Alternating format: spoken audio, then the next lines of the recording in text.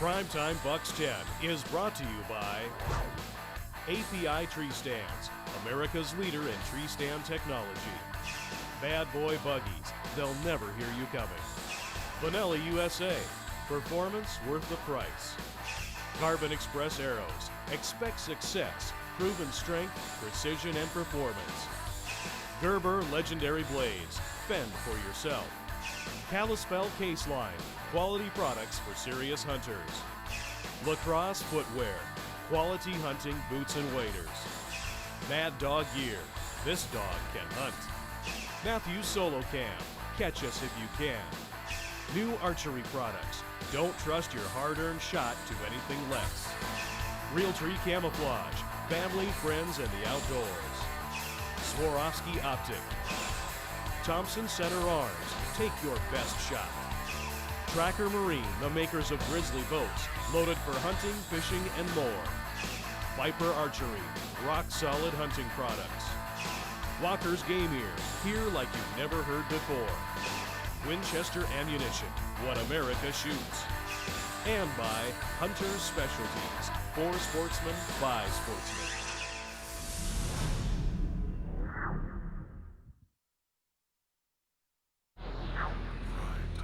Primetime Bucks.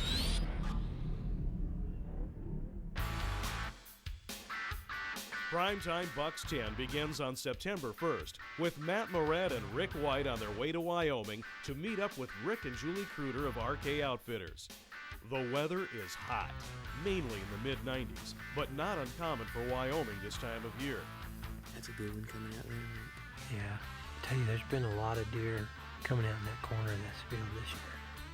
I think I see that one has my name on it. I see a few of them with your name on it. I just gotta get one. I haven't seen this many deer in a long time. It's a pretty good year. It's been real good. We've, this spring we had a lot of moisture and good antler growth, and things are looking good. There's a lot of deer around this year. Man, I know Rick and I appreciate you having us back, and I can't wait to get in that tree in the morning. You bet. I know. We'll play the wind, man. Yeah, we're excited to have you guys, and it's exactly right. We're going to see what the wind's doing in the morning, and if it looks like we can slide in there and get something done, we're going to do it. Cool. Well, thanks again. You bet. Hey, it's September 2nd, and we're back again at RK Outfitters up here in Wyoming, and the weather's kind of warm, but, we got the right wind for this stand. Rick calls it the killing tree, so let's hope that's what it is, but we're just gonna wait for that sun to go down and hopefully get one to stumble on by here.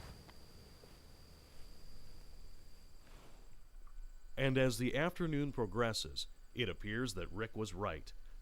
For the next hour, buck after buck comes off the hill and filters past Matt's location. There's deer moving everywhere tonight.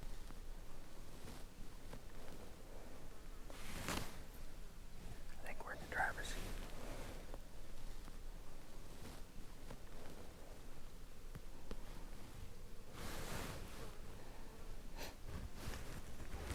Come some deer from behind us, over top of that hill. Pretty good buck. I don't think he's a shooter.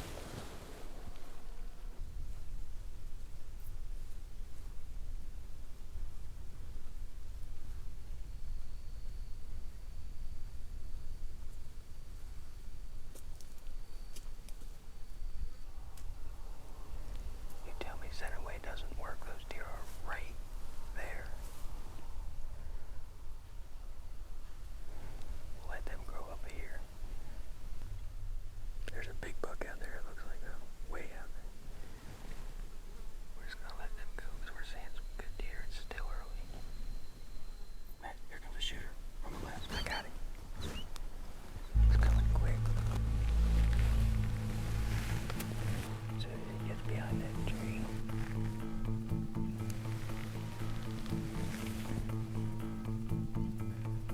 Ready? Nah.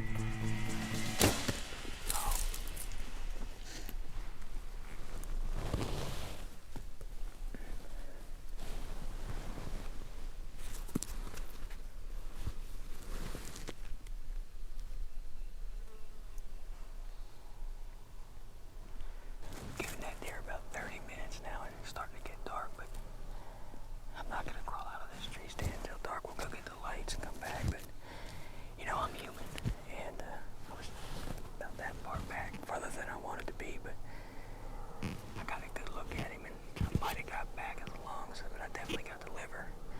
And I'm pretty sure he's bedded down in that brush right there. I'm almost positive, but you know, I don't want to push him. 2,000 miles from Pennsylvania, the 2nd of September, and we're deer hunting. Hey, we're back here the next morning, and last night when we left, I know I said we're gonna wait 2 or 3 hours, but we all went back to the hotel room last night and watched the footage.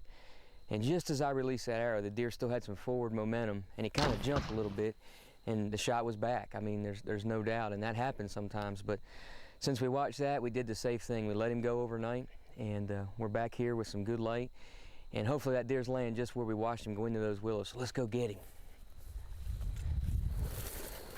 You know, the last time I saw him, Casey, was just here by this water trough. I see a white belly. Yeah, baby. I knew he didn't go far. Yeah, baby. Look at that. My first Wyoming buck just out of velvet. Congrats, man. Yes, sir. He's a fine 10-pointer, too. Yeah, he is. Well, them burrs are sharp. What, 3.5-year-old, probably? Yeah. It's the beginning of September here at RK Outfitters with Rick and Julie Kruder and my main man Casey there. And we are starting primetime bucks already. And what a way to get the season started with a great Wyoming 10-point. Y'all got the deer here. I mean, the water trough stand, you weren't lying. Unreal. Yes, sir, that's a beautiful buck. If y'all want a great hunt, give Rick and Julie Kruder here at RK Outfitters a call, because you can start it early and it just gets you fired up for the rest of the year.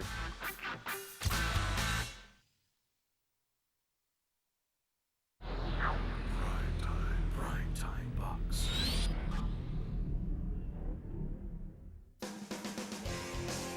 Rick White and cameraman Philip Vanderpool are also in Wyoming with RK Outfitters and are getting ready for their first hunt of the year. Their pre-hunt scouting found deer moving freely across the grassy meadows, so Rick and Philip set up in a slightly different area from where Matt was hunting. Welcome to Primetime Bucks number 10. September 1st here in Wyoming, hunting with RK Outfitters. Rick and Julie Kruder, one of my favorite cameramen, Philip Vanderpool, in the tree with me. We got out here this morning, we did not get in the stand. The wind wasn't exactly the way we wanted it. Even though we were 100% scent free, we wanted to make sure we played that wind. Watched a bunch of deer move up in through this draw. So we're in a tree stand overlooking that draw, hopefully catching them coming back to the food source. Time will tell. As the afternoon progresses, does, fawns, and bucks filter all around their stand location. Some bucks are still in velvet, some bucks are hard horn, and some are in the process of shedding their velvet.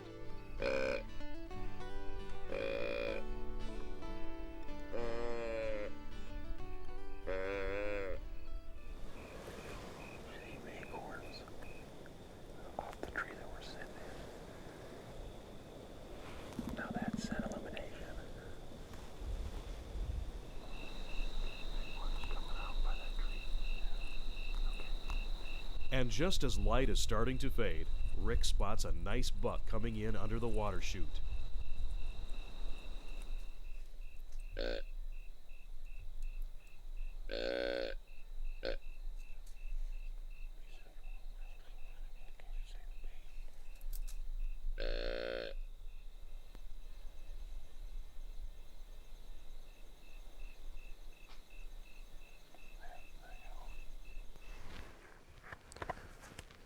Man, can you believe the amount of bucks we saw tonight? I know where I'm gonna be first thing in the morning. Man.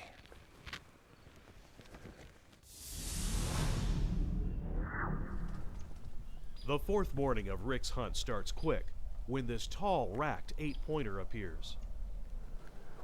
That's a good buck. That's a good buck there. So he's going to that water trough. There must be some water there.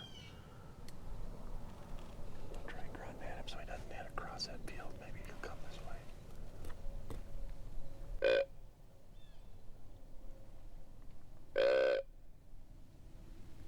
He's looking. Now he's going. He's moving on.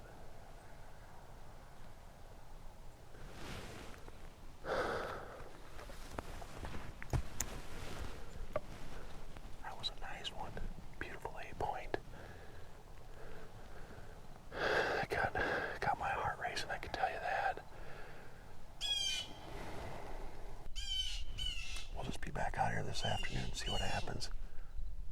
Any way you look at it, I'm having a great time. A little frustrating at times, but it's fun. Let's get down, Philip.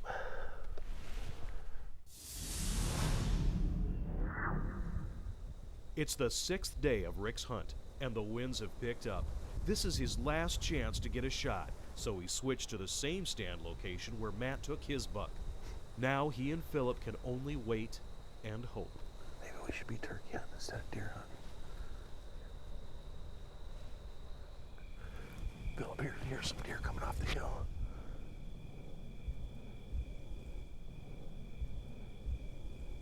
There's a pretty good buck in there. Okay, he's a shooter, you think? I think that's Socks. That's Socks, I believe. Rick and Philip soon realize that this is the same deer they saw in full velvet under the trough 2 days earlier. And in that short span of time, he's lost all of his velvet. He's coming down. Come on. Oh, they're gonna go the wrong way. Don't turn them that way. Should I grunt at him? Or do I rattle at him? They might come this way, I don't know. Yeah, I think so.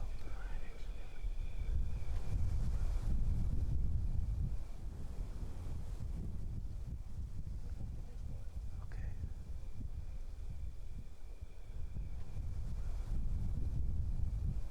I can't even see him right now. They're behind the tree. He's coming down.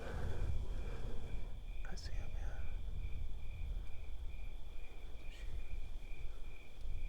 I don't know if they're going to be. I might try him if he gets out in front of me. He's too far there. You think? I think he's a little stand for you. That's about 60 yards. Yeah. I don't know if he can grunt to him or not. He might.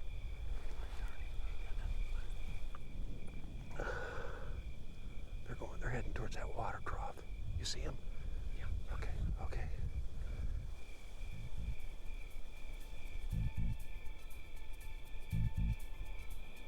of facing me a little. Yeah, I see him. I'm gonna try grunting at him. He might go underneath.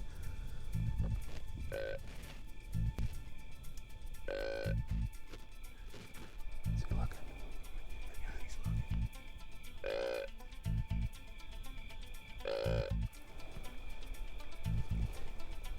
There comes a doe. Looks like he's following her. Here he comes. He's following that doe. There she goes. Okay. Matt.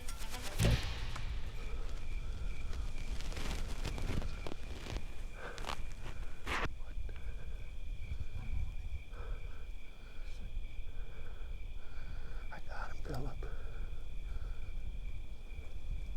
He's down!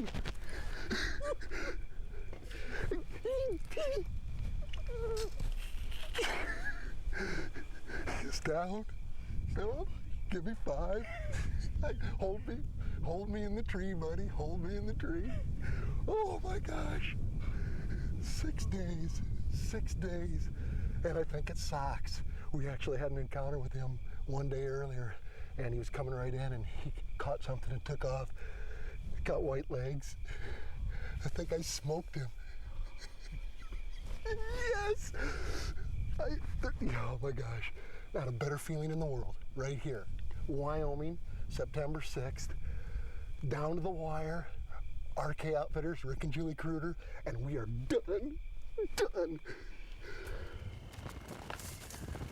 We actually waited until it was good and dark before we got down. There were still some deer filtering through, going out into the fields, and Rick's got some other hunters coming in, and we did not want to spook any deer and mess up anybody, so we're gonna go now and find that deer. Right there it is. Spitfires. Did the trick, I'll tell you that. I'll stick her back up in here. Whew. All right, let's go find him. He should be up here somewhere. Oh, there comes Rick, right there. Hey, buddy. Oh, we know. You probably know why we're walking this way, don't you? I saw the light over here when I was coming in. I figured you guys were up to something. Oh, yeah. Oh, look at him. There he is. Yes! Oh, man! Put a shot on him, Oh, man. thank you. Look at that, Philip. That's a dandy. That is super. Oh, How man. far was he? You know, he was out there a little poke, but they were actually heading back into that thick stuff, and I grunted at him, and he was following a doe, and that doe turned, kind of came across in front and brought him right along with him. And, you know, last year, I was out here and took a beautiful 8-point in full velvet. Yep. Just the opportunity of a chance at a velvet deer in early September. You know, what a fantastic way to start the season. You bet. It's been hot, 100 degrees a couple days. It's been plenty hot. And really what makes this one kind of special is I shot this deer, as you know, out of the same stand that Matt shot his day just a few days earlier. Yeah, you did. I think, if I'm not mistaken, this deer's laying within 15 yards of where Pretty darn close. Yeah. Well, Boy. let's get a tag on him and let's get that bad boy buggy, get it in here and load him up, Yeah. and we can get him out of here. But I want to thank you, Rick, for having me here, and I'm looking forward to next year already. Well, you know you guys are always welcome. We enjoy having you.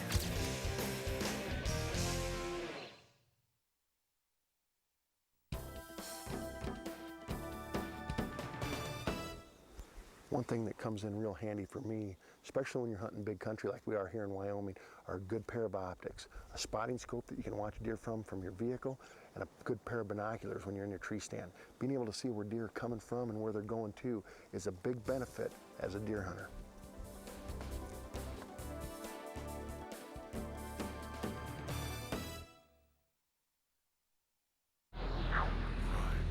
PrimeTime Bucks.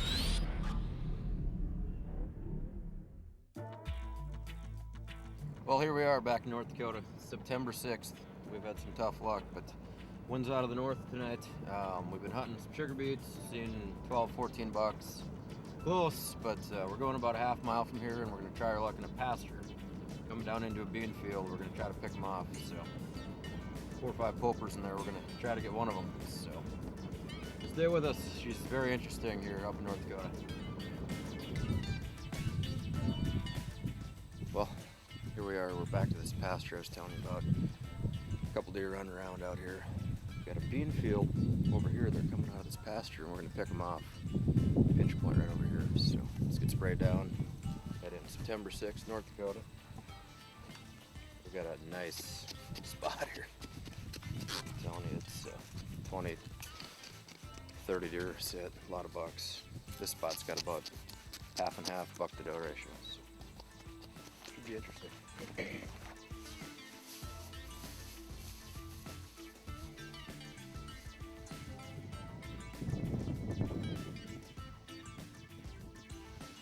Just got on stand.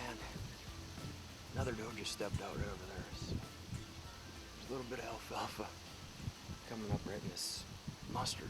I don't know what the deal is, but they're just chowing it. So be some bucks coming out here tonight. So let's get ready.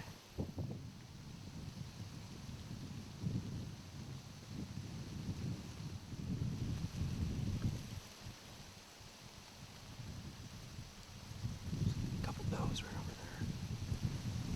Wind's out of the northwest. So we should be fine. So all we need is a buck.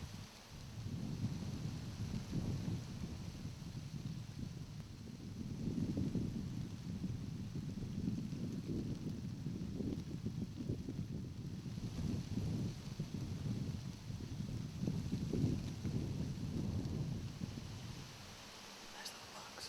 Too small. Waiting for a big one.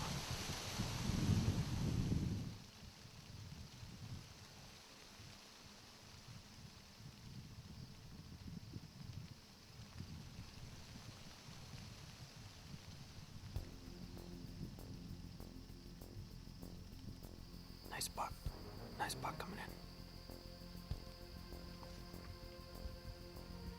Shooter. He's a shooter.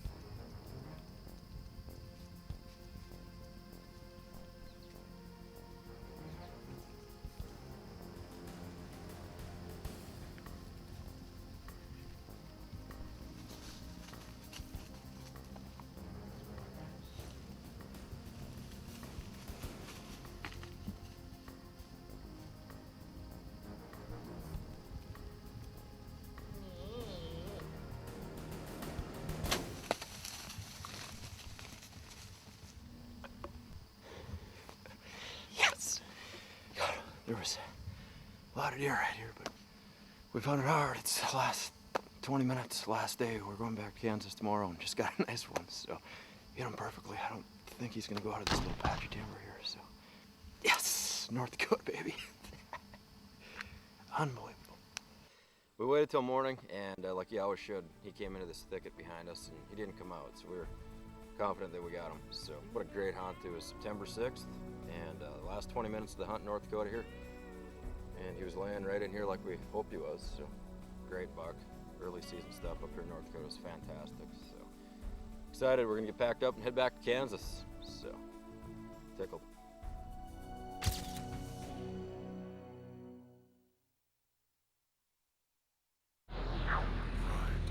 PrimeTime Bucks.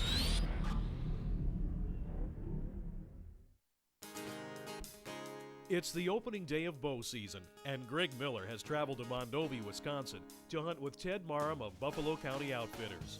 On this mid-September afternoon, the weather is very warm, and Greg and cameraman Lance Tangen have chosen to set up by a water hole that has plenty of deer sign. It's opening day of the 2005 Wisconsin archery season. We're here in my home state, Buffalo County, hunting with Ted Marham, Buffalo County Outfitters. We've actually been in the stand almost an hour and just now doing an opener because we've had deer around us. We even had a deer come in when Lance was putting up the camera stand. So we're going to make this real short and sweet. We're sitting over a water hole here. A lot of white oak acorns dropping in here. I mean, it's like rain. There's all kinds of fresh buck rubs in here, big rubs. We're hoping a big buck comes to get a drink after eating a few acorns.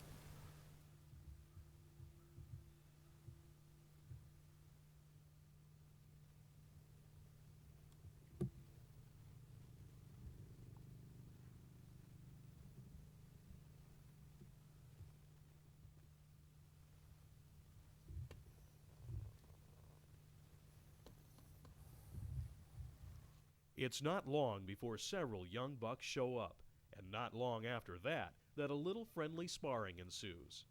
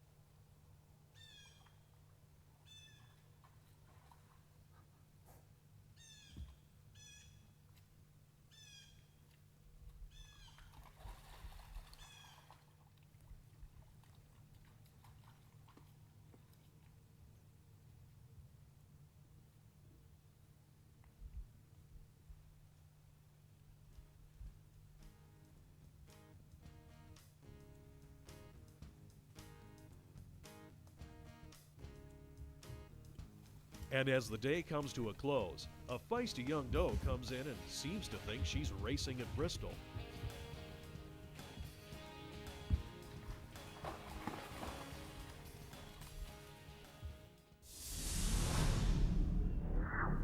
Well, it's day 2 of the Wisconsin archery season, 2005, September 18th. We're in the same place we were at last night. Saw 3 bucks last night, saw a total of about 14 deer. There's hardly any wind tonight. It's about 10 to 12 degrees hotter, more humidity. And we're looking for Mr. Big tonight. Just didn't quite see him last night. Keep our fingers crossed with us because there's very little this is perfect. Let's sit tight and see what happens.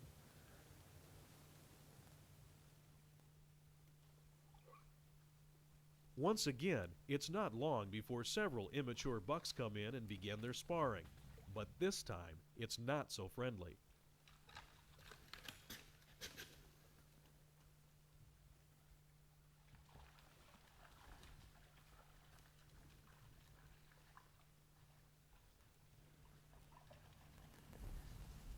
Shooter. There's a shooter right here, Lamb. Right there.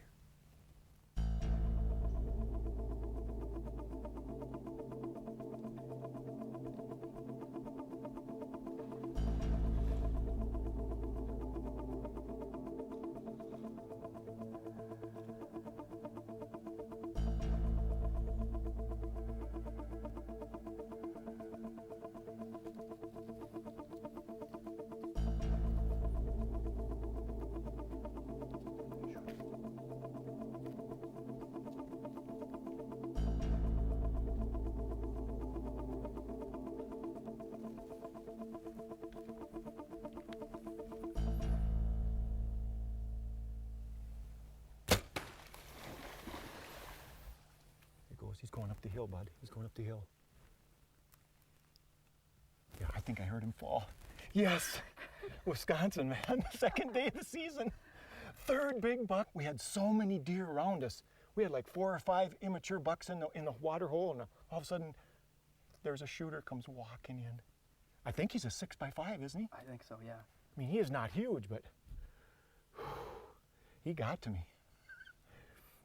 What do you say we go find him before we run out of light? Let's bud? go do it, buddy. Yeah, let's go see what we got for a blood trail. You got some there? Yeah, I got it right here. Okay.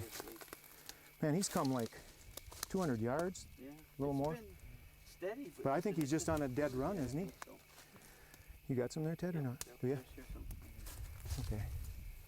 Hey, look it right there. Look it right there. Look it right there. Finally. Oh, man. You know, it's one of those deals where you're almost positive it's going to happen, but you're not sure.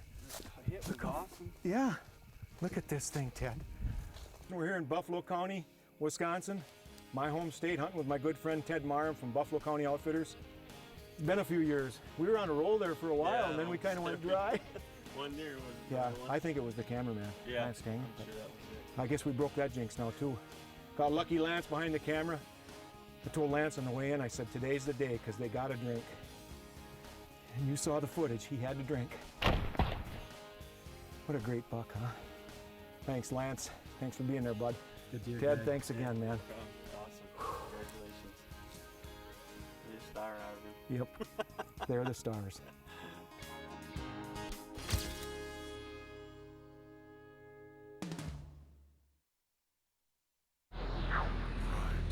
PrimeTime Bucks.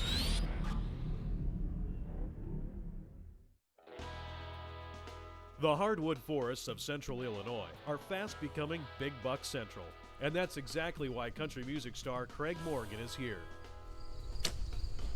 Perfect in line. That's low, wasn't it? Craig is the guest of Ben and Lynn Plattner of Timberland Outfitters and has been looking forward to this early season hunt with Alex Rutledge for quite some time. Alex had arrived several days earlier and spotted this monster buck across a field while scouting. So now he hopes that Craig might get a shot at him during this 3-day hunt.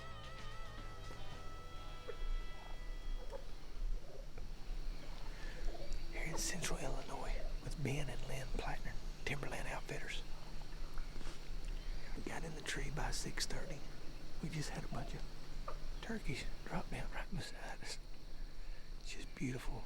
I'm so excited about this area. We just checked our wind.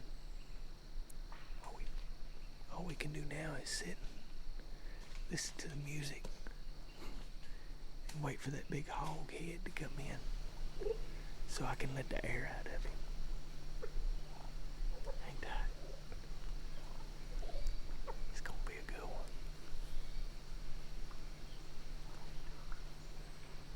We got turkeys everywhere.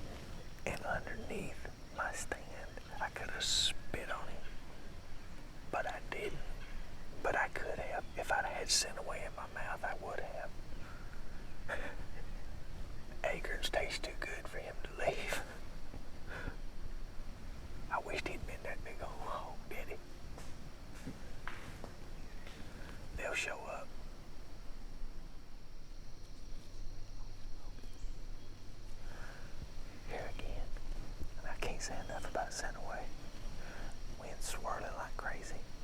That bug's right there. The only problem wrong with this situation is he ain't a big old fat cat daddy. You don't have to put a deer on the ground to have fun on a hunt. Just sitting here watching these animals in the wild like this. There's no fences, no jokes. Just out here watching them. Well, we haven't seen or heard any activity. A little over an hour. Last we had was that buck over here that just kind of came in and went the other way. So I think we're gonna climb down, sneak on out here, go back, come back this afternoon. So. You hit it. Okay. I know you can. All right, man. You're at 40 now, so you're sitting at 40. Okay. 39. Amen.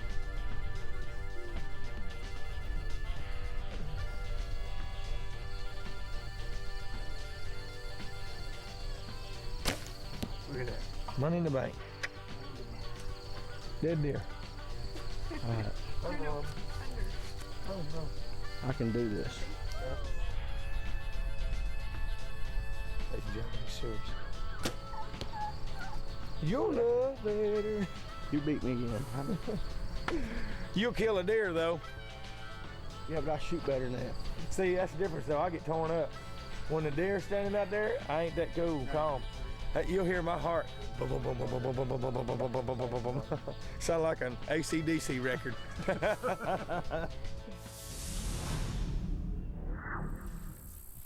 On the second afternoon, Craig gets ready to head to the stand, but this time he's relocated to a pinch point between two cut cornfields. All right, it's the afternoon of the second day. I told you earlier we was gonna switch spots. I love where we're at. I just not crazy about the setup. Alex and him come out here and hung these stands. I feel weird with so much stuff blocking me with the corn. But they're absolutely right. All the signs over here, they're gonna come out of these woods into that corn. They're gonna eat in that lull. We're gonna get ready and see what happens. I'm ready. You ready?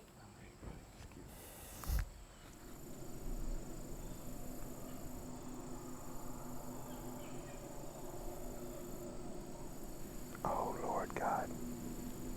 Oh, he's beautiful. 60 yards. Do not move.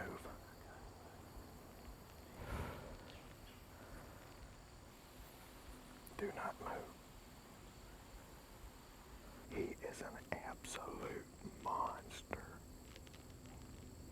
Really nice 10-point. Oh, no. Dang it. I'm not gonna get a shot. Son of a gun.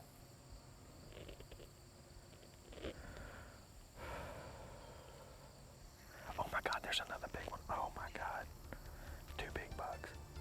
Oh Lord, here they come, here they come. Do you see him? I got no shot now. I am. We're good. It's all good. He's huge. He's nasty too. Maybe she'll push him down this way.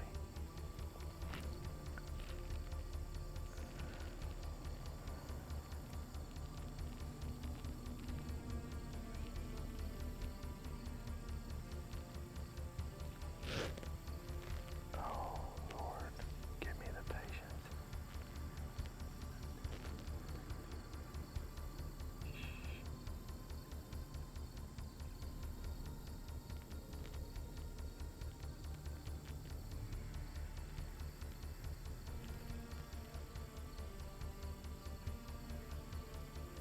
He's coming out through the trees, out through the trees. Oh, I gotta calm down. He's got stuff everywhere. I don't want that doe to see me. Don't move.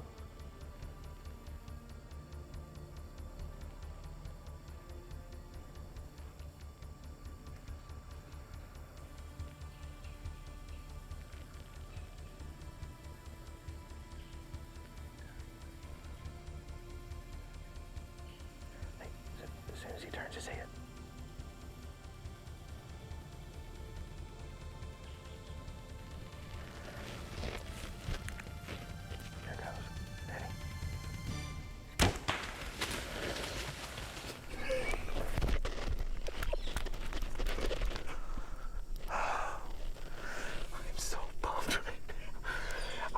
stand pots for this setup.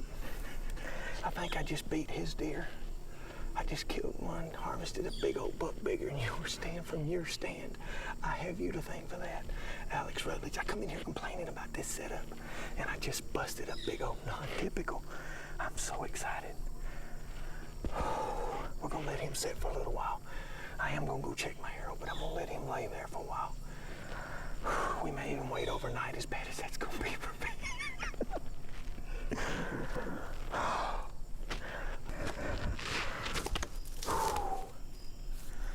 Let's go back and look at it and pretend like we're gonna sleep. Once back at camp, the boys slow-mo the footage and see that Craig really did get a good hit on the buck. We're gonna find him in the morning, buddy. Oh, yeah. The next morning, they head back to the woods in hopes of recovering this Illinois giant.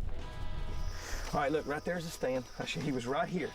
You know, you remember the footage, his head was turned back. Right here's where I shot him. There's blood right there. Yep, there's a drop. You're right. See, I was so nervous. Look right there, yeah. I was so nervous last night I didn't see it. Look right here. Right here. Craig, that deer was not 15 yards. I see Where'd that's it what stand? I thought it was yards. 15 yards, but I'm telling you, when we lazed it afterwards, it was a 25-yard Where did shot. he stop at over here? Right over here, right. He went this way. He went right through here. There's blood right here. Okay. Yep.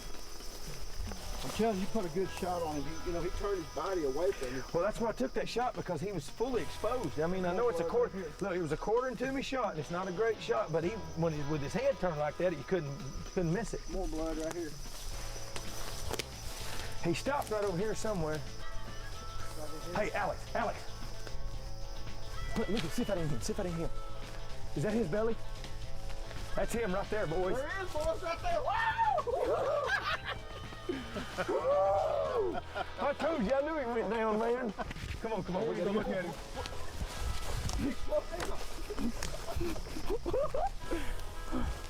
Watch your step, there's limbs there, boys. Look at that lobster right there, boy. Oh my gosh! Look at him. Oh my gosh! Look at him. Look at the shots you put on him, brother. 12 ring. Oh! Look at that. Look at that. Look at his ear torn up. Count him up, brother. Count him up. All right, 1, 2, 3, 4, 5, 6, 7, 8, 9. Hold on. 10, 11, 12, 13, 14, 15, 16 points. Look.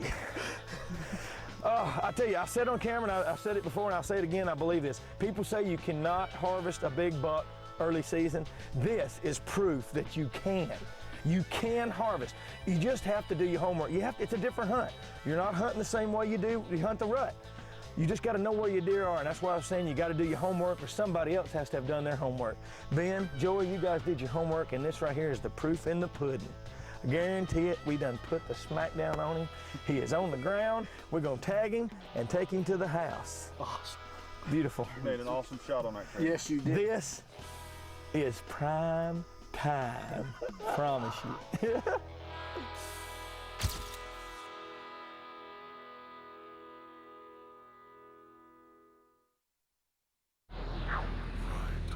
PrimeTime Bucks.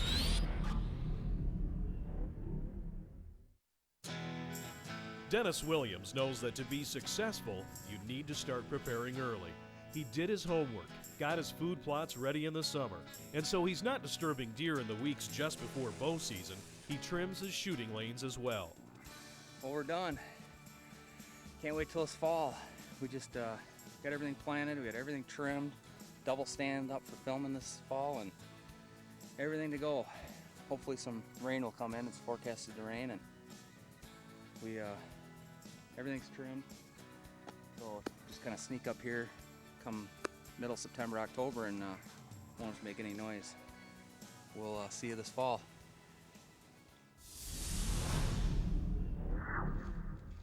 When Dennis gets to the woods on the first day of his hunt, he finds exactly the kind of deer sign he was hoping for. Now that's what we're talking about. Look at that big rub up there. That's a big buck, boys. And there's actually a rub line here. There's about 3 or 4 more that are going right in off this point, leading out to our food plot out here. So, and then we get up here, I'll show you all these big scrapes. You can see it's pounded with scrape. Tore up, man. It's a big buck. Hopefully tonight will be the night, because tonight's my last night, so hopefully something will come good of it. Gust of wind here.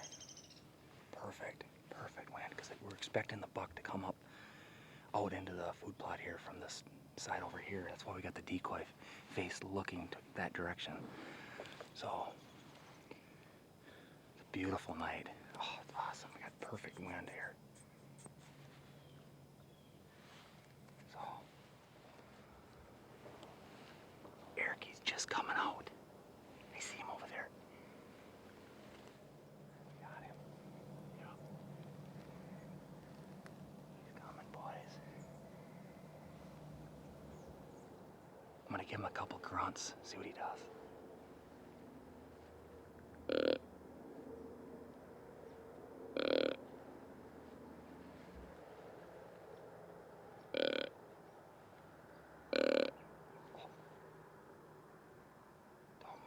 Don't move. He saw it for sure that time. He's working it. He went back to that branch. He's working it, man. He is ticked off. He's in a fighting mood. I'm not sure if he can see our decoy yet, but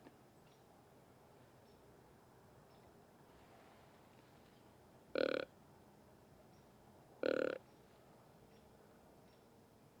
bigger one could step out. I think he's gonna come over. Don't you think? I don't know. Oh. Eric, he's coming. He's coming right at us.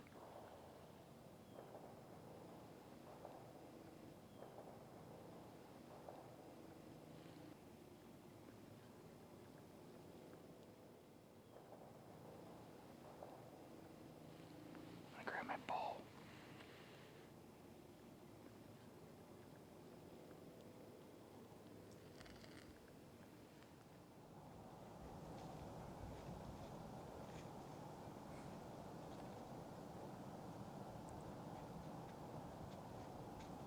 Look at him stand up on his back legs.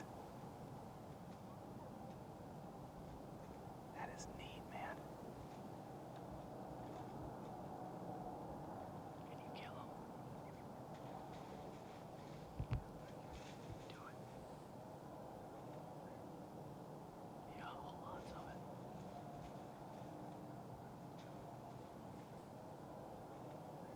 He's a nice big 8-pointer.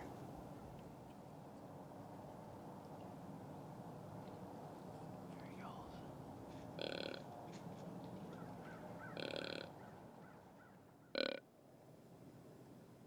I think he's going. I don't think he's gonna cross. I don't know. I'm gonna give him this snort wheeze. That might be just enough to bring him across that fence. Do it again. Oh, look at that. He definitely heard that one.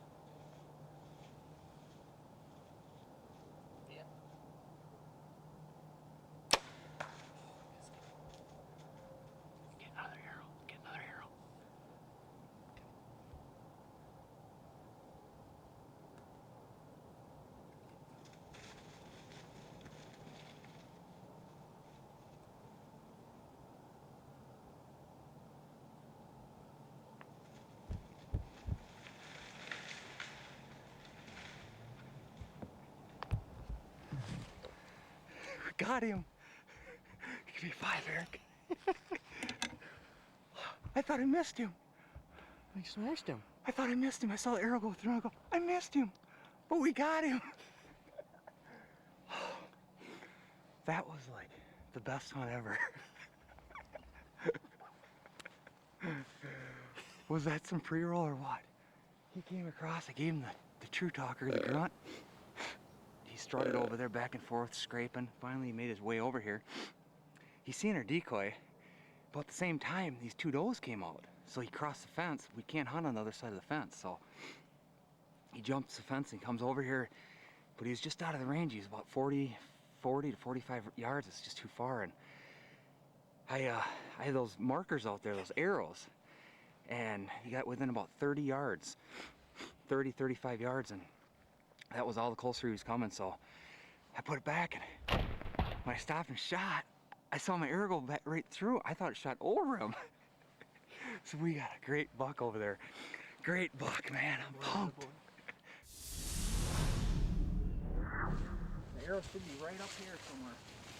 There's our markers we put out this summer, determine the distance. Should have been right about here. You're right there. Where? Oh, found it. You're waiting Huh? right on it. You're waiting right on it. I didn't see it. Sweet, there's our arrow. There's some more blood. Oh, There's some more. Where? Oh, you found him. Give me 5. You found Mommy's deer and you found my deer. You are something else, buddy. Giant buck.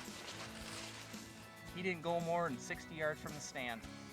And I couldn't be happier. I got my family to enjoy this moment. And a great Minnesota buck. Big 9-pointer. Man, I couldn't be happier.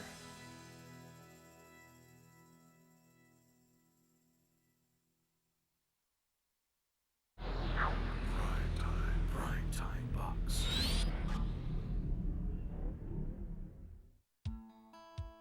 It's October 21st, and Callie Morris, owner of Hazel Creek Taxidermy, is bow hunting one of his food plots in north central Missouri. Callie has seen several nice bucks feeding in the field, but with only 1 day left before he leaves for his Alaskan bear hunt, Callie and cameraman Caleb Stewart head to the stand for one last evening. Boy, isn't that a food plot behind us? We're hunting in Missouri today. It's October 21st. We've got a good northwest wind coming in on us. We've got a cool front moving in. It's about 58 degrees.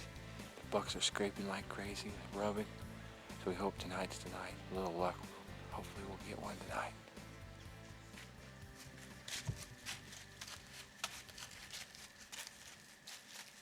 It's not long before a nice 9-pointer walks down the trail, but is this the buck Callie wants?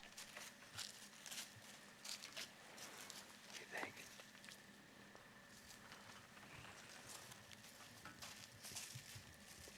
Nice one, though. Got it. Yeah. Thank you. And just as he comes to full draw, a noise. It's another buck coming down the trail.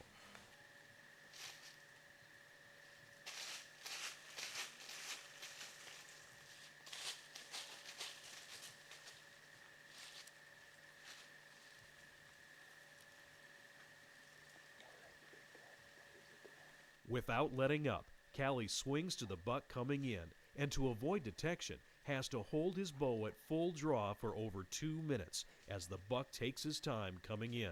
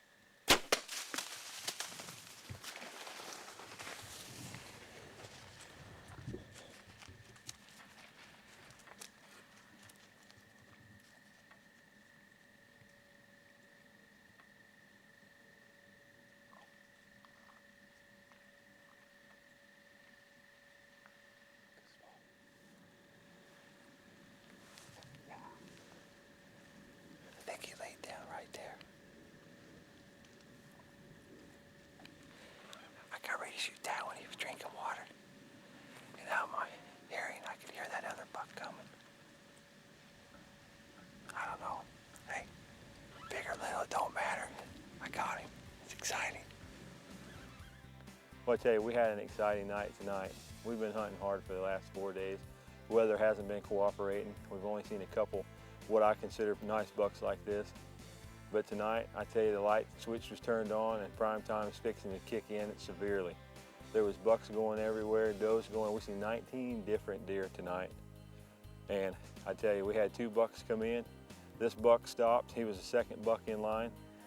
He stopped, made a scrape. I held my bow forever. I didn't think he was ever going to come in. But I was patient and I got him.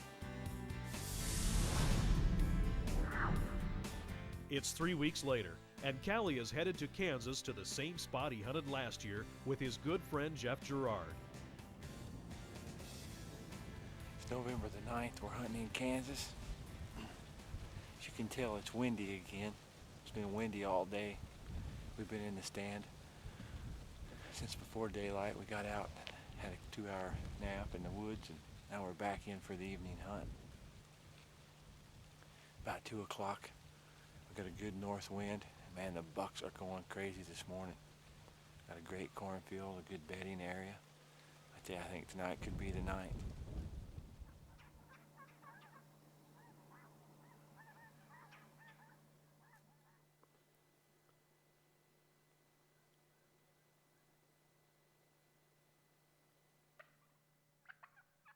And as the afternoon progresses, Callie gets a look at several nice bucks in the area, but the mature bucks have not made their way to the field yet, so Callie chooses to pass.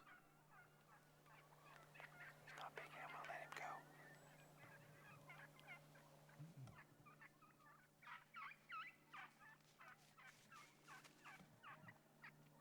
He's bristling up, eh?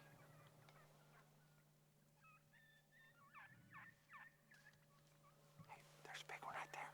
Right there, there's a big one right there.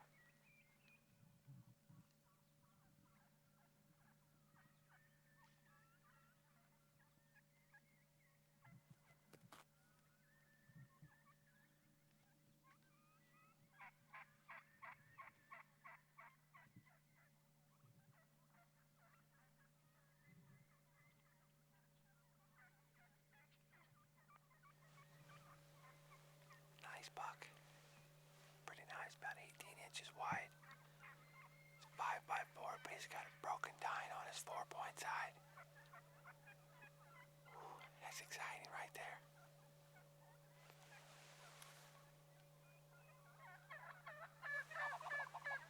Now let that buck go. It's several days later, and Callie is back in the same tree. Callie's friend Jeff Gerard is in another tree about 70 yards down the field edge. Suddenly, a nice 9-pointer comes in from across the field.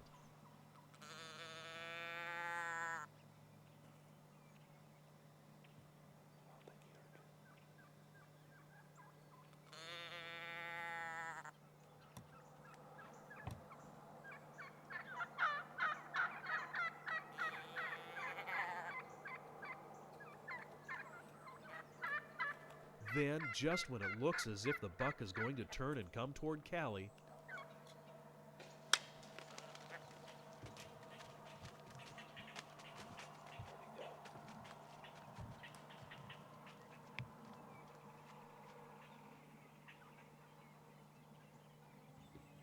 Got it on him?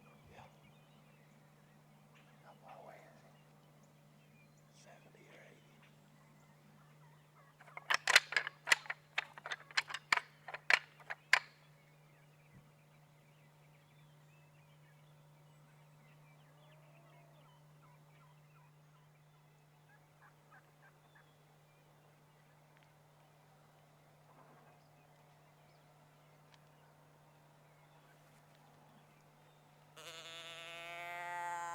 You bedded down.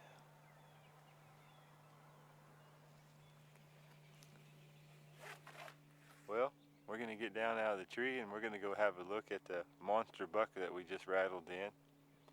We were close, but first come, first served basis, what my buddy just said from down on the ground. So, hey, I don't mind being a good guy and rattling them bucks in for them guys. Right here, watch you. I hit him again right here and he stopped and looked at us. He kept stopping and looking.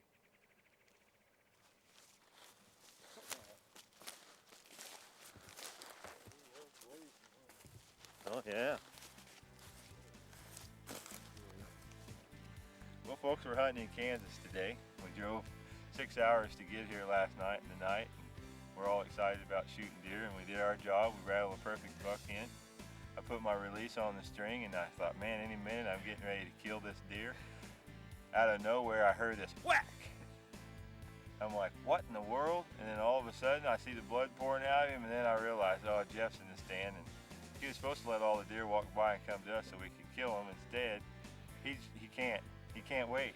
He's doing a little, you know, robbing the pond, like we want to call it. I'm not gonna listen to this crap.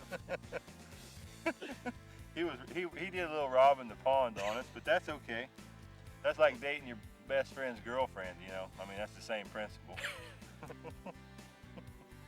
Now, come on. Oh, that's a nice buck. Callie tries to hang in there for another couple of days, but a front moves in and the weather turns nasty. We didn't get to hunt this morning because we got 60-mile-an-hour gust of winds, averaging 30 to 40, snowing and nasty. You can see, look at the wind, and it's vibrating the truck. So that's what you call wicked. How are we gonna deer hunt in that? So Callie and Caleb head back home with the hopes of coming back next year.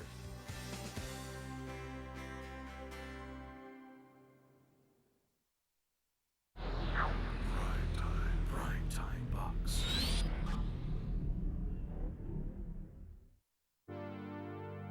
Put yourself in this position. It's late October, and you have a 200-inch drop tine monster at 125 yards, and another giant buck raking a tree within sight. Do you grunt? Do you rattle? Or do you wait, hoping one of these monsters will come your direction? Well, that's exactly what happened to Alex Rutledge on October 28th while hunting at IMB Outfitters in Pike County, Illinois. Can you believe how big that buck is? That's old drop tine, man. We had 100 yards of us. He just would not commit. Those does kept him out there. Then we have another 150 to 160. They may be circling coming here. They got a scrape. We just gotta hold on. What an encounter, man. I am pumped. That deer is huge. That drop may be 15 inches. We're all up. But neither of these giants comes close enough to present a shot, and Alex is left with a memory of what might have been. We're crossing the Mississippi River right now, and it's November the 2nd, and these deer are on their feet. And we're getting ready to cross the Illinois line right here. Something I'm always looking forward to. This is the buck we're after. Southpaw, big drop tine buck. I had an encounter with him a week ago. They let the area cool for 5 days, let nobody in there. Hopefully we can connect on this buck right here. Old Southpaw. He's over 200 inches. Alex and cameraman Danny Barker make their way to the stand.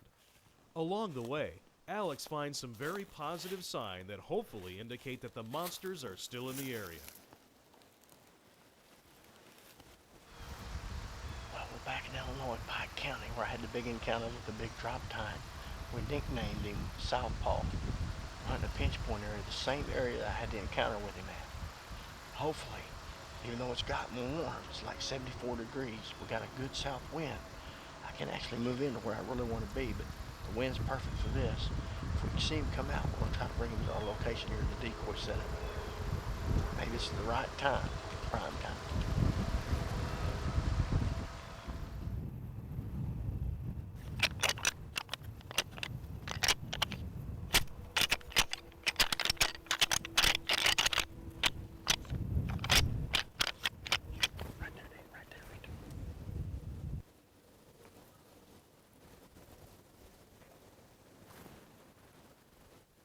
Too much brushing away. He's only 42 yards. It's drop tine, that's on Southpaw.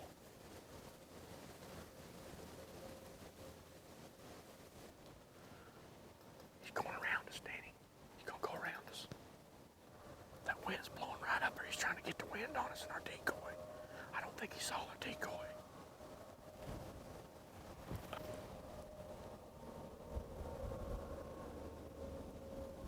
There's two bucks, Danny. One's a white-horn buck and the drop tine's behind him. Look. They're gonna come out.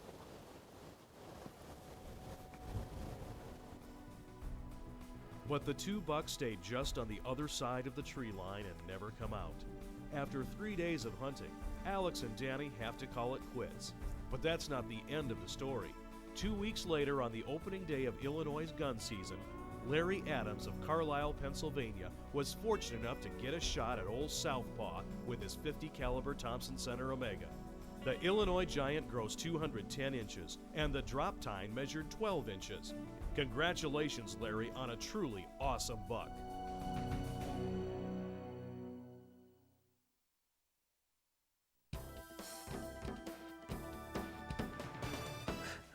You know, we all shoot good equipment, but it's our responsibility as a hunter or a rifleman to keep our equipment in line.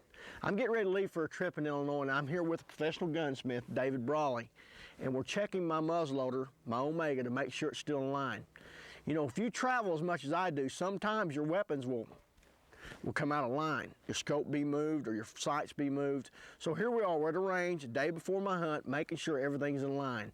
You don't want to mess up that chance of a lifetime on a trophy buck. What do you think? We ready to shoot?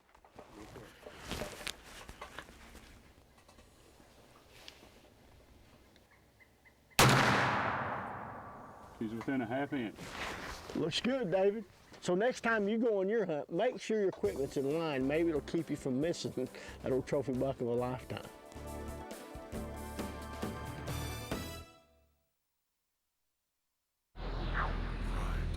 PrimeTime Bucks.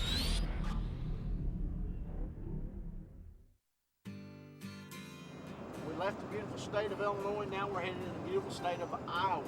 Had a big encounter with the old Southpaw, the drop tine. Now, we're after the Iowa big bucks. We're crossing the Iowa state line right now. We're gonna get it done in Iowa, Danny.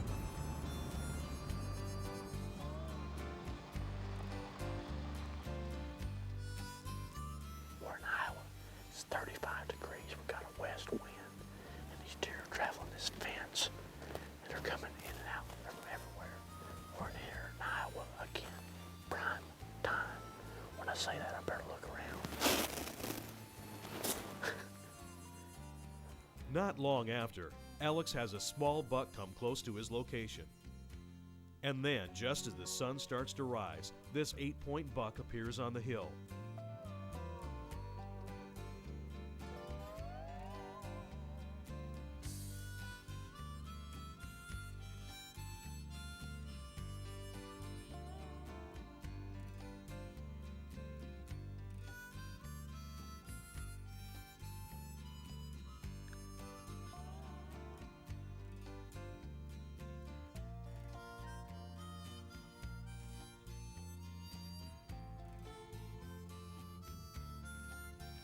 Alex and cameraman Danny Barker see several more bucks during the morning.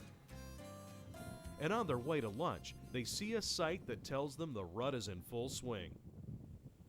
I ain't never seen nothing like this in my life. 6 bucks after the same doe. That's unbelievable.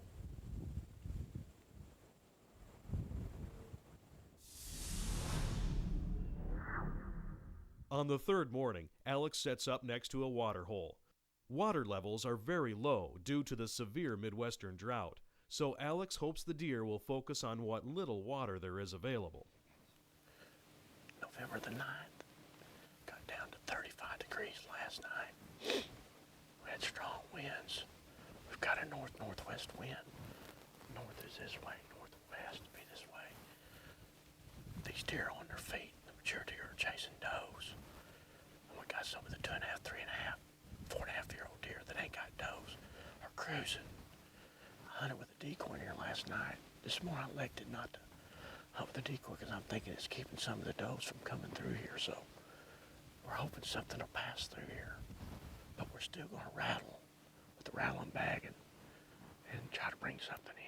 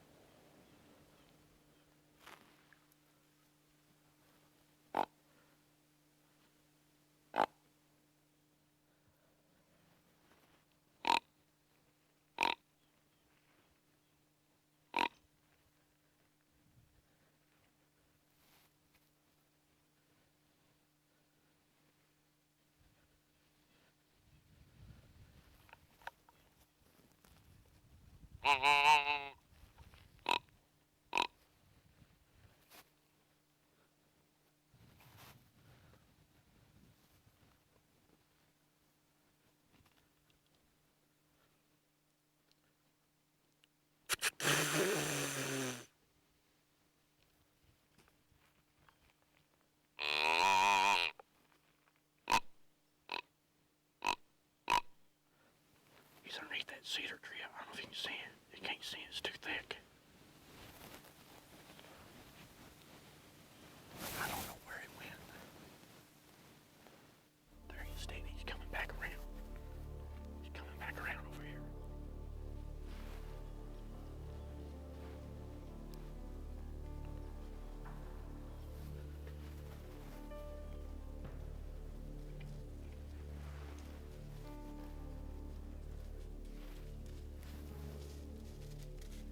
He's coming, Danny. I'll have to turn around. He's gonna come right underneath the tree.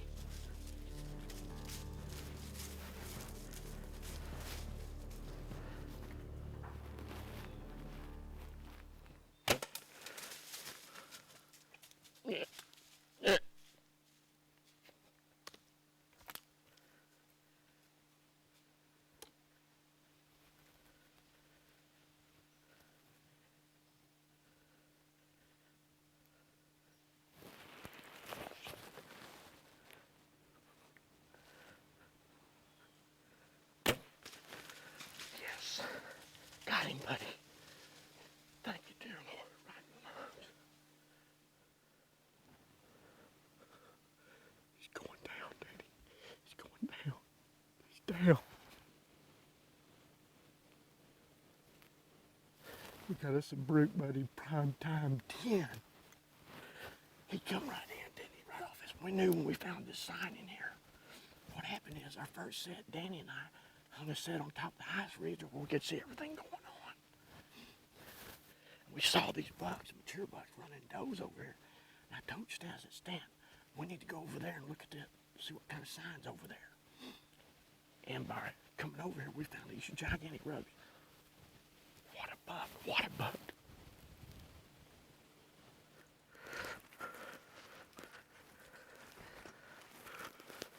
Let's go look at that big boy. There's my arrow right over here where I missed him the first time. I thought I hit him low, but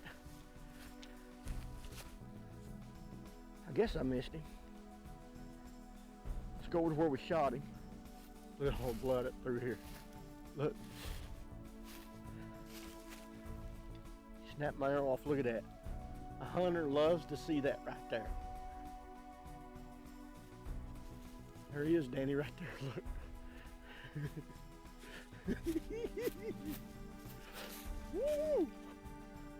point. He's a good one, boys. Ladies, what a buck. Broken eye guard. Had fork coming off his G2. Little drop, the kicker. What a buck. PrimeTime 10.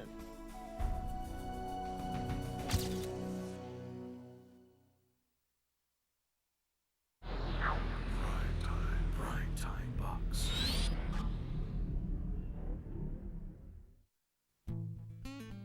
It's November 9th, and Eddie Salter is also in Iowa, hunting the same area where Alex just took his buck.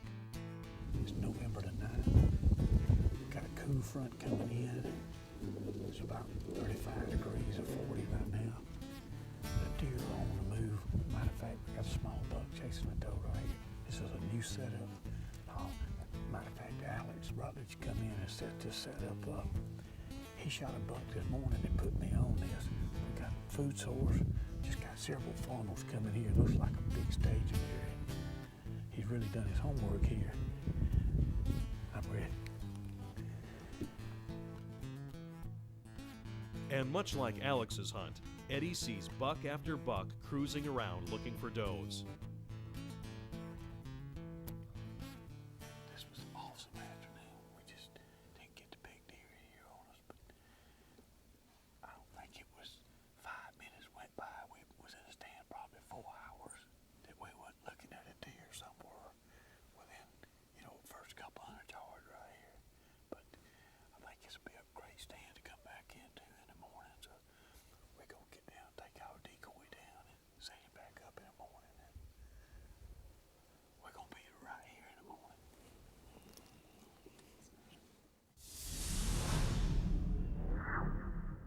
It's the fourth morning, and Eddie is hoping that the cool, frosty air will have the big bucks on the move.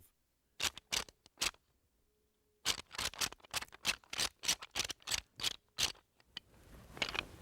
I love to rap on a good cold morning. It's perfect right now. Good frost on the ground, about 25 degrees.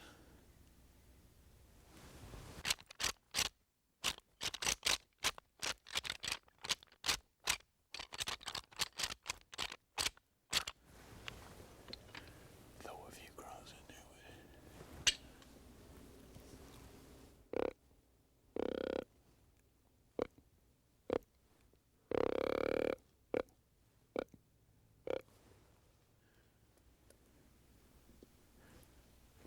Here comes a deer on that CRP field. Looks like a big deer.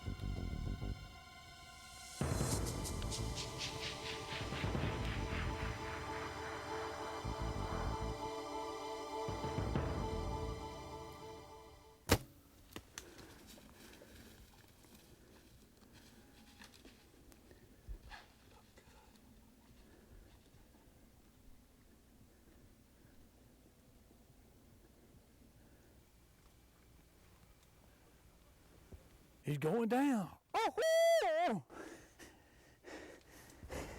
he's down. I can't believe I ain't had a chance to put my head in it. I couldn't wait. It's kind of like I'm on turkey hunter from trees. I was waiting on to get enough light where I could do some rattling in. I gotta look that way. He ain't going nowhere. But I was waiting on it to get enough light to do some rattling because I knew it was gonna work this morning. It was kind of like waiting on that turkey to gobble. You was waiting on enough light to get them rattling back because it's good and still, about 25 degrees. And we in a perfect setup here. We got draws all coming together. We got soybean fields. We got CRP. I mean, we got everything perfect right here. And hey, the man upstairs is looking out at us because this morning I was wanting a 1030 buck. And what we're talking about, a 1030 buck, it's the 10th anniversary of PrimeTime. It's the 10th of November, and we wanted a buck with 10 points. I know he had 5 on one side, but he's big enough to ride in Eddie Salter's new truck. Yes, sir. Oh.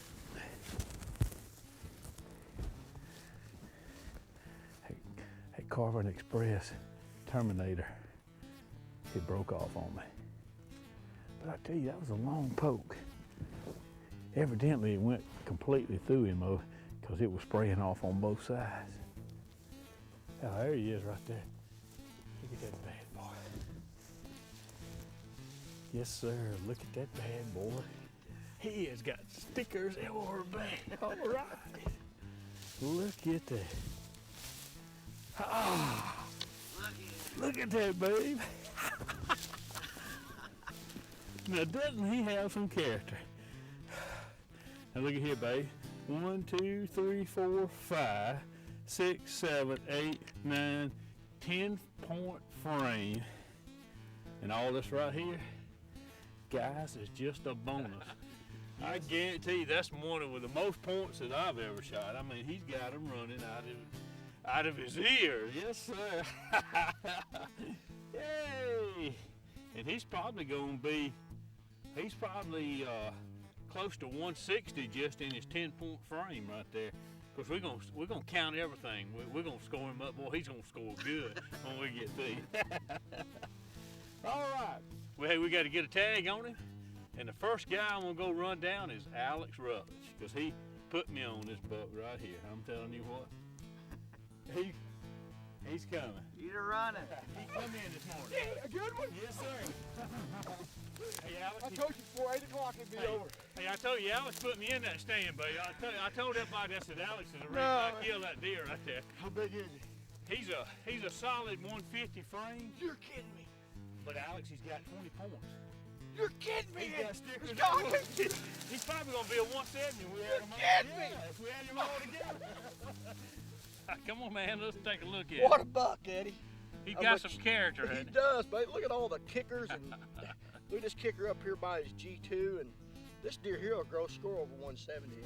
Well, I tell you what, you know, I owe Alex for putting me on an elk this fall. He helped me with that, and he put me on this deer. But you know, I know why I hunted this area right here. I mean, you know, you pretty much explained it. But as a viewers out there, let's explain to them where they may look at this while they scout it. Okay. First of all, is Stan, a good friend of ours, invited us to hunt Iowa, and he's not an outfitter. He just invited me and Eddie out here because he likes us. And so we come out here. Stan told me and brought me in here, told me from right up there that he's watching all these bucks traveling this CRP. Okay, if you'll notice, we got a creek running through here behind us, and we got wood lines coming down, and all this comes down into the bottom. And I noticed too, when he brought me in here, he wanted to show me this. He said, Alex, he said, these deer just come back and forth through here. He said, I don't know exactly where to hang the stand. So I said, well, let's move it closer to the creek. We're gonna have a north wind. Most of these deer are gonna stay on this side of the creek. So we hung the set over there. And as Eddie told me, you told me a couple years ago, brought to my attention, never realized it, but when they fertilize ground, and this was fertilized probably several years ago, most of your lusher stuff will be down around those creeks, and those deer are coming down there to eat. And this place was tore up with scrapes and rubs. I mean, it's a no-brainer. Anytime you get a chance and the creeks run together and the timber runs together, pinches down, that's where you need to hang a set at. And use the wind to your advantage and be clean, scent-free. Well, he done an excellent job on this. Thanks again, buddy. Thank you, Eddie. Hey, let's go show him off, Let's man. go show him I can't off. wait. I can't Yes, see one sir. better person to kill a big deer than my buddy Eddie. Let's give Big Al a hoot.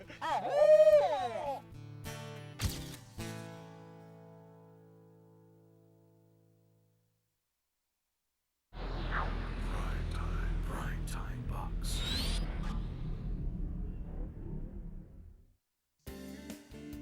Preseason scouting is the best way to get your blood boiling before the hunt, especially when you spot several monster bucks in velvet like this. That's exactly what Rick White is doing on this late summer afternoon. If that isn't encouraging, we're out here. It's August 10th, and we're just out scouting, and we just saw two dandy bucks, and one with that drop tine. Either one of those, I'd be tickled to death with. That's what we want to see right there. And come November, hey, we'll be right back out here after them.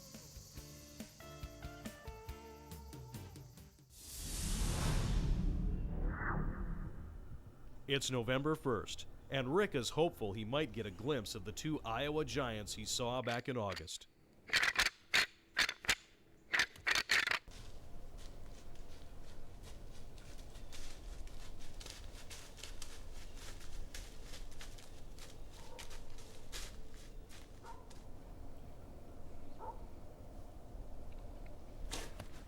That's a little bit of excitement there. I just hit the heavy horns. I heard something down there. I looked over. I said, Philip, here comes a buck. Small buck, but gosh, he had a big body on him. Sucked him right in, right underneath the stand, and then right out.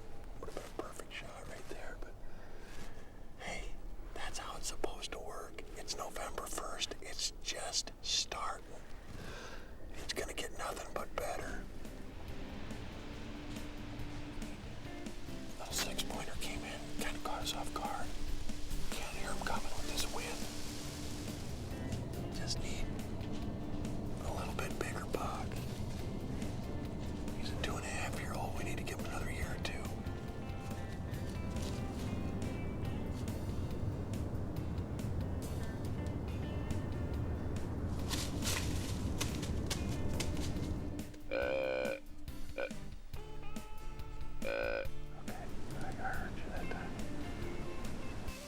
The high winds and occasional rain make it very difficult to hear deer coming.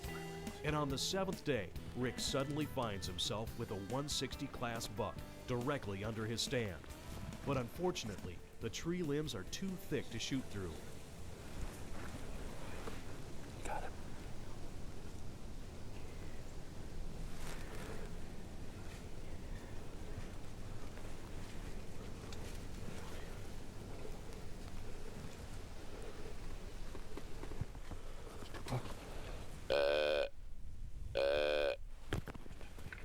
shot both of them. They were standing right there. I could hear them grunting. I could hear that grunt going nonstop grunt. I was trying to squeeze back on the tree as best I could. They were both beauties. I had just about makes you sick. The next 2 days don't present Rick with any opportunities, and time is running out. Good morning, November 10th, here in Iowa. And it's cooled off quite a bit. It's about 28 degrees this morning, so finally we got some cooler weather, but yeah, I'm running out of time. I've got today and tomorrow morning, and that's it. So if it's gonna happen, it needs to happen soon. We're gonna sit and wait. We're in a good spot. Hopefully they'll come through. It's our turn, Philip. Shoot a buck anyway. 2 bucks, oh shoot, 2 good bucks. They're bristled up at each other. Hear me?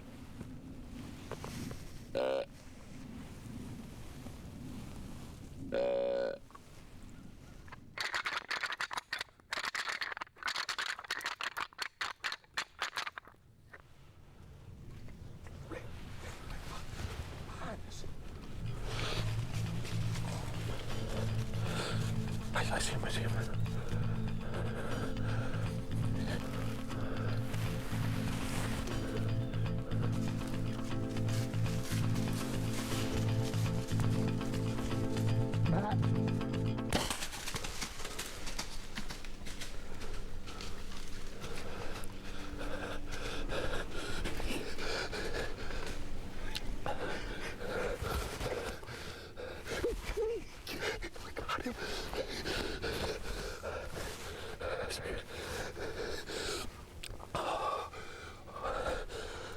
Oh my gosh.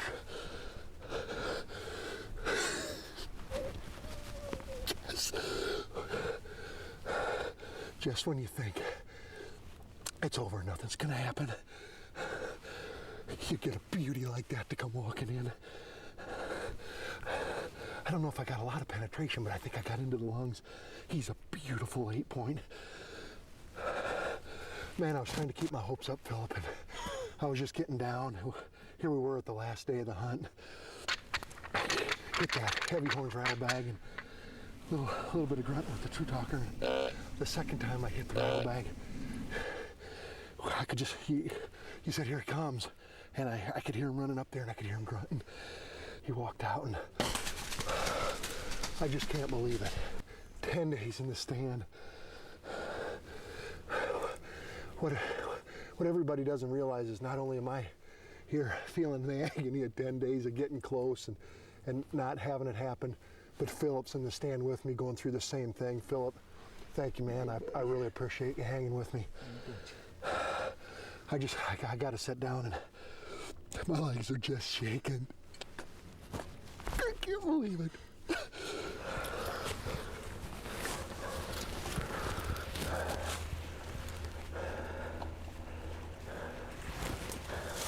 Sit over here and take a look, Philip.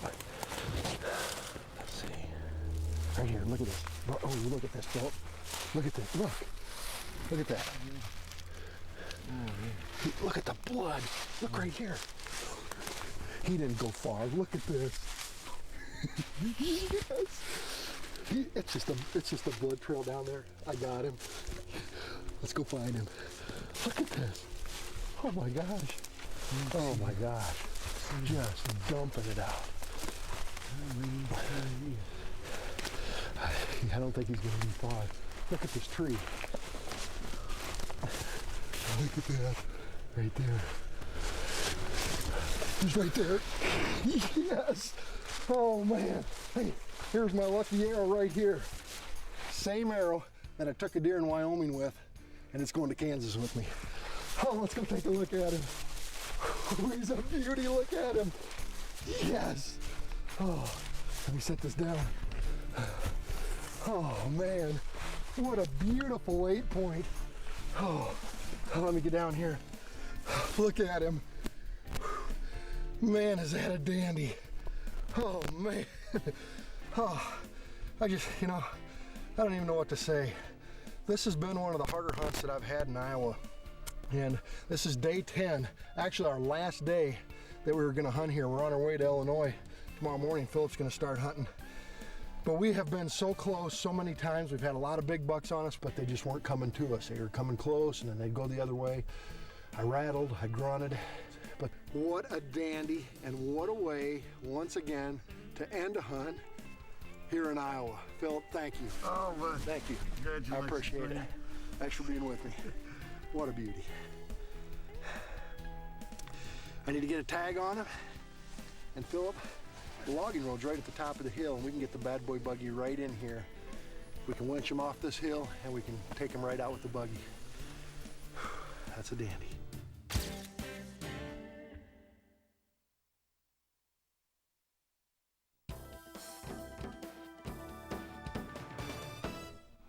There's no question that practice makes you a better shooter, but are you hitting where you're aiming? Or are you even aiming at the right spot? Hey, when that deer comes in and gets to that crucial time, when it's time to make that shot, shoot through the animal. In other words, aim at the point that you feel your arrow is going to exit on the other side of the deer. That way you'll pass through all the vitals. If you practice that one little thing, you'll retrieve a lot more of your deer.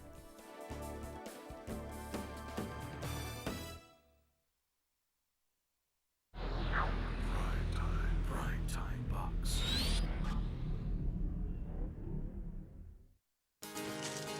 I'll spray down right quick. It's early November, and 19-year-old Josh Wright is bow hunting in central Missouri. You may remember Josh from PrimeTime Bucks 7 when he took this nice wide 8-pointer. Yeah, baby. We got him. I thought turning 16 and getting my driver's license was going to be my high this year, but this right here, killing this P and Y, tops it off. Man, what a deer. It's now 3 years later, and Josh is in the stand along a high-tension power line with his father Rodney behind the camera.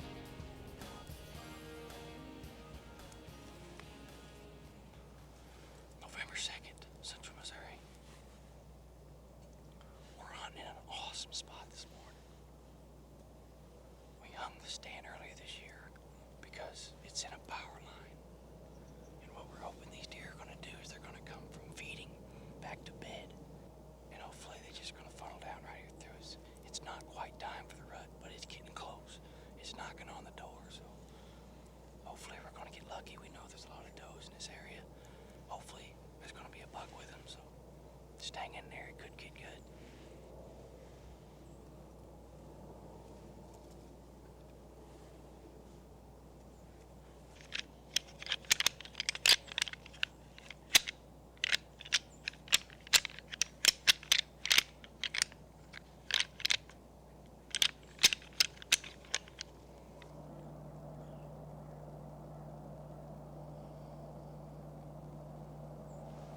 There's a buck.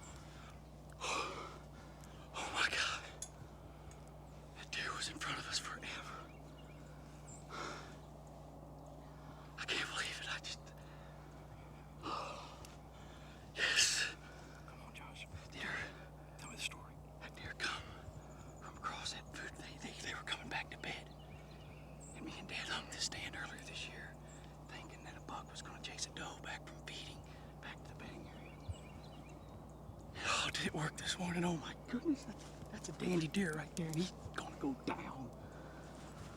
I'm iffy about the shot, but I think it's gonna be okay. Hopefully he's not too far up here, so let's go.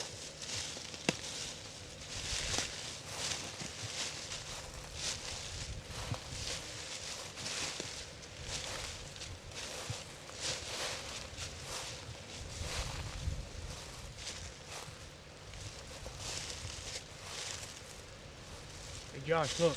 There he is, right there. Oh, folks. Look at that deer.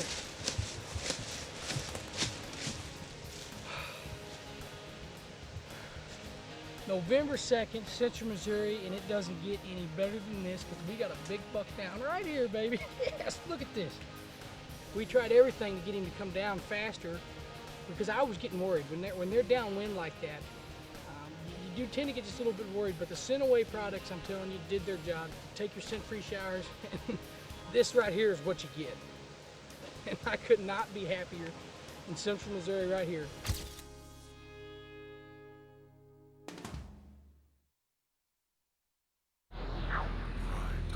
PrimeTime Bucks.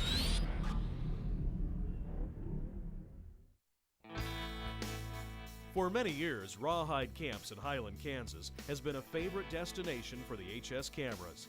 This year, Matt Moret is headed there to meet up with owner-outfitter John Wetstein in hopes of getting a chance at a big Rawhide Camps buck. Back in Kansas, baby. What's happening, boys? How are you, Matt?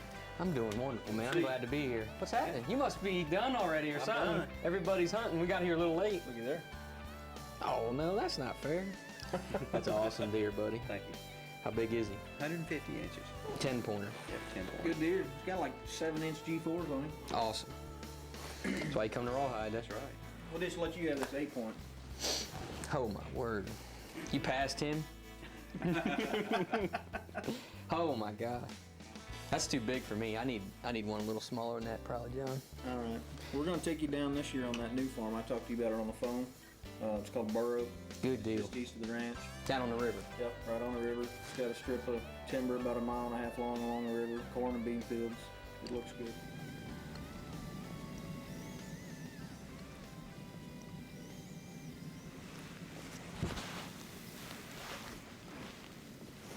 It's November 5th. We're here in Kansas. One of our favorite places, Rawhide Camp with John Wetstein. Cold weather's just moving in. We got in here early, and there's already deer coming to the field. That's a good sign. The rut's starting to crank up. It's prime time, baby.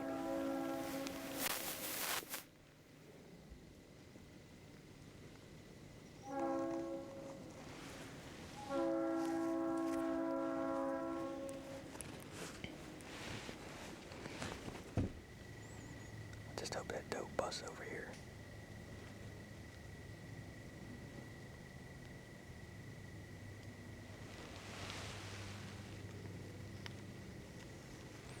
He's gonna try to keep her away from them other deer, I would imagine. We'll kill that deer in a heartbeat. That's that 150-inch 8-point.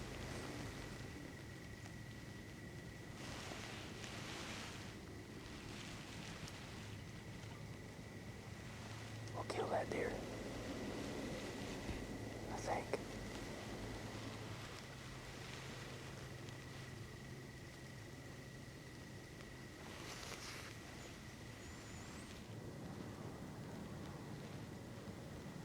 That's a shame. We're gonna get a shot at this deer, but it's not sure. Matt takes a close look at this buck, but quickly decides to let him walk. With the big 8-pointer still chasing does around the waterhole, Matt knows he just needs to be patient and wait for the right opportunity.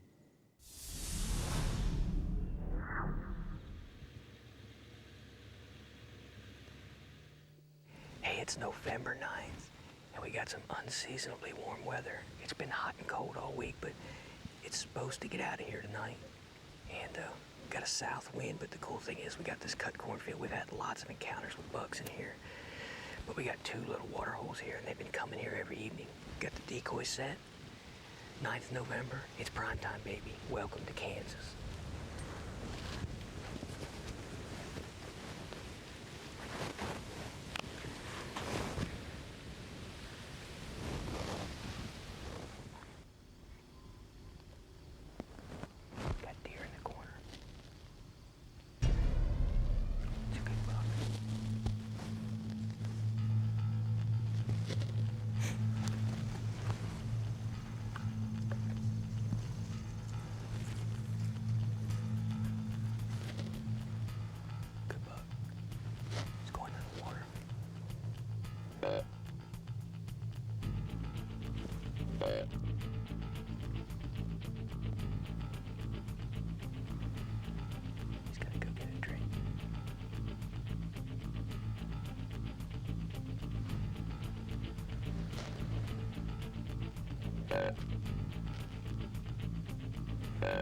Oh, there's that. It's another buck with no horn. Here he comes. Just keep it there.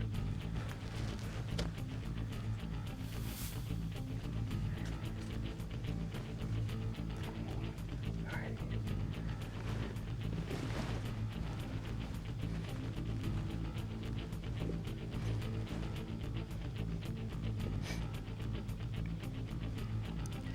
I can't shoot through that hole.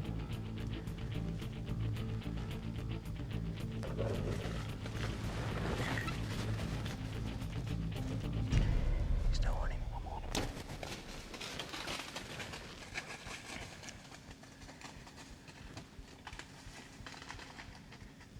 He's going down, baby. He's going down. He's going down. Get going. Get going. Don't.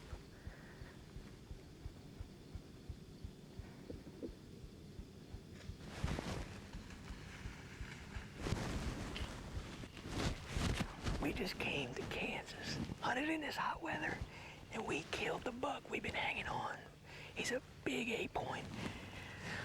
Oh, my word. I'm so excited because my buck is laying right over there. I don't even got to trail him, but I left my phone in my truck. And, you know, John Wedstein has been so good to have us here in Kansas. And he has just got some awesome deer. I'm not even gonna go look at him till I get out of this tree and go call John, because those guys have helped us tremendously. They put us in here in this new place here on this river bottom, and we've had action all week. I'm gonna sit down, take a break, and then I'm going to get the phone. I'm gonna call John, and we're gonna go get our 8-point. John, hey, it's Moret. Where you at, man? Get here as quick as you can. Big 8's in the dirt. All right, man. I'll be at the truck right there by the levee. Big 8 hit the dirt, brother. Smacked him? Yeah, we smoked him. I ain't even going to him. I've been waiting for you to get here. Awesome. He ran through those bushes and he is piled up over there, baby. There's your arrow. Part of it. Cool.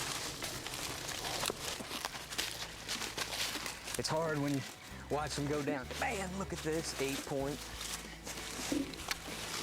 Oh my gosh. Pig.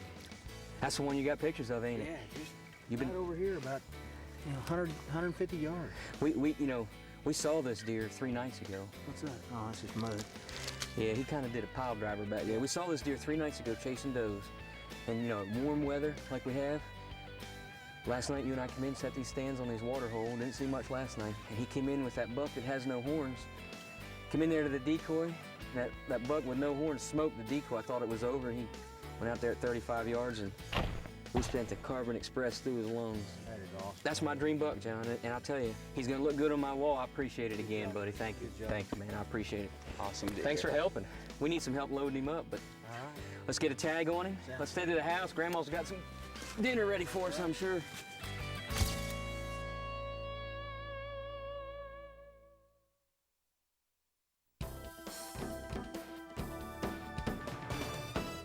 We're going to talk today about old deer heads that are hanging on your wall, hanging in an old cabin, hanging in the garage. We're going to get those deer heads out and we're going to clean them up so they look nice and pretty.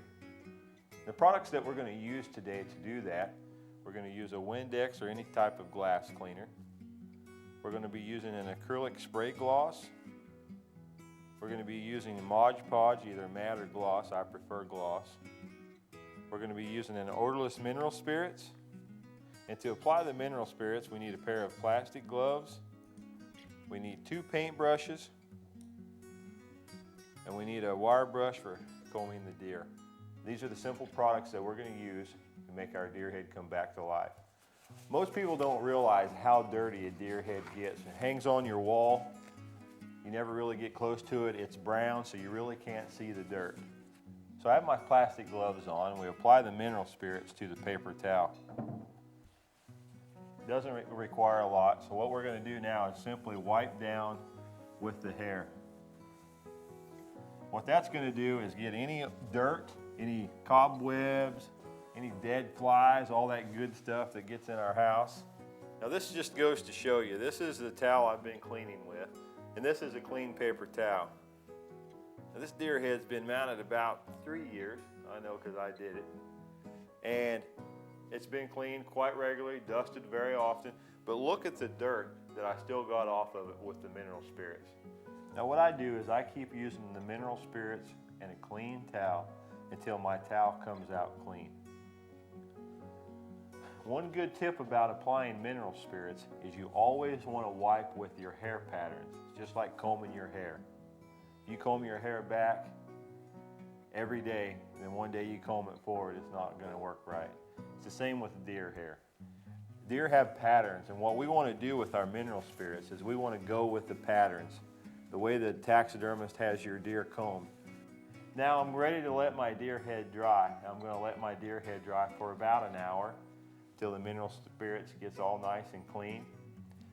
Then I'll come back with a clean paper towel and wipe it down again. And we're just going to brush it one more time, get any extra residue out of it.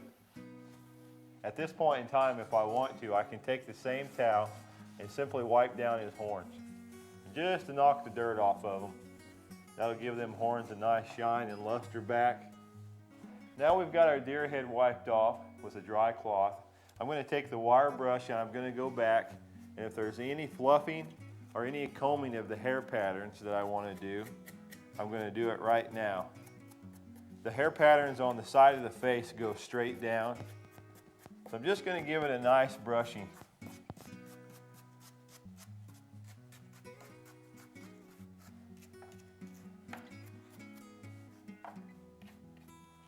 Now one of my pet peeves about deer heads is when someone combs a deer head and they leave the brush marks in the hair. So what you want to do is you want to take a dry cloth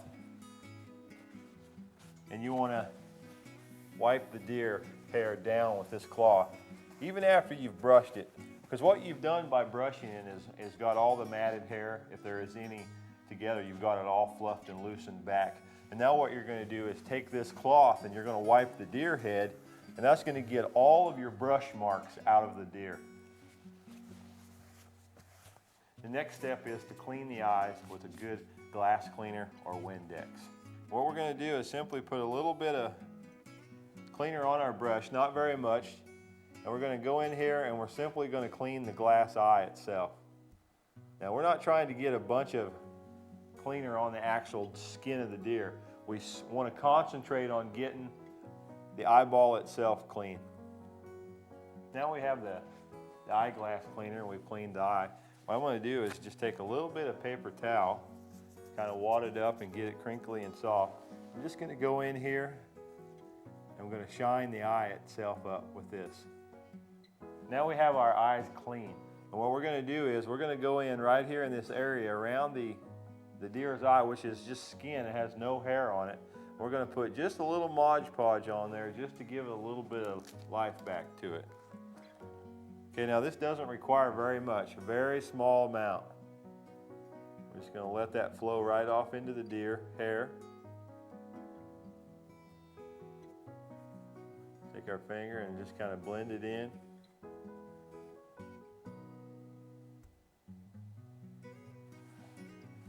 That will bring the luster back to our deer eye, make the skin look nice and moist.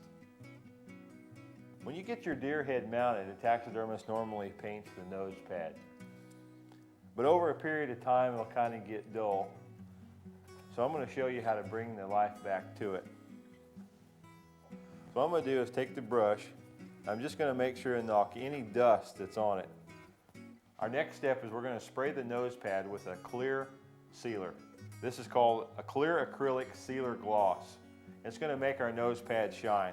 So what I'm going to do is I'm going to hold the paper towel in front of the eye so that I don't spray it on the eyeball itself. So I'm just going to spray the nose pad at a distance and at an angle like this, not to get it on the eyes.